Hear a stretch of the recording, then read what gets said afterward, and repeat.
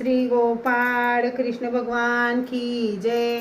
लीळा number 135चा उर्वरित भाग। प्रतिदिनीप्रमाणे श्री प्रभूंना जेवण दिल्यानंतर सर्वज्ञांचेही जेवण झाले। तिसऱ्या दिवशी सर्वज्ञ त्रिकोपाध्यांच्या आवारी जाऊन बसले। पूजेचा सोहळा बघितला। श्री प्रभूंना प्रसन्न पाहिले आणि वस्त्र दाखवले। श्री प्रभूंनी प्रसन्नतेचे निराकरण केले। अरे गप्प गप्प म्हणे सर्वज्ञांनी विनंती केली, स्वीकारावे जी। पण श्री प्रभू गप्पच होते। सर्वज्ञांची वस्त्राची घडी उलगडली। वस्त्राचा पुढील सोंगा खांद्यावर धरला। मग सर्वज्ञांनी श्री प्रभूंना नेसविले, सोडविले। वस्त्र बाईसाच्या हाती दिले। ते बाईसाने झटकले। तेव्हा सर्वज्ञांनी म्हटले, हे काय बाई, हे काय बाई?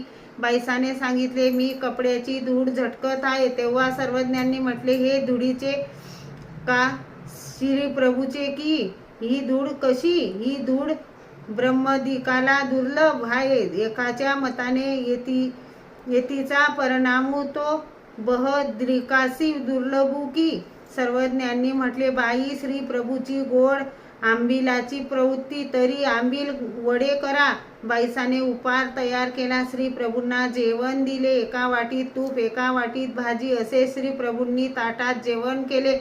उरलेल्या प्रसादात बाईसाने पुन्हा पदार्थ वाढले व कपड्याने झाकून भैरवाच्या देवळात घेऊन आली। तेथे सर्वज्ञांचे जेवण झाले। उरलेला प्रसाद तो बाईसाने व चांगदेव भट्टाने घेतला। श्री गोपाळ कृष्ण भगवान की जय।